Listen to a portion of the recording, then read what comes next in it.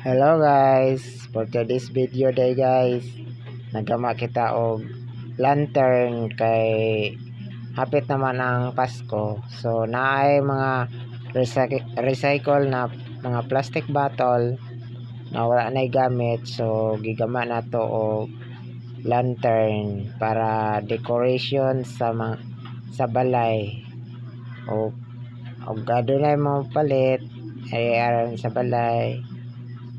Binarato lang ni siya kay wa man tayo lang lingaw kay di man ta kalakaw mo nang ga-idea ta sa mga plastic na wa na gamit ug unsaon nato siya pag recycle pinaagi sa paggama ng parol na Christmas lantern.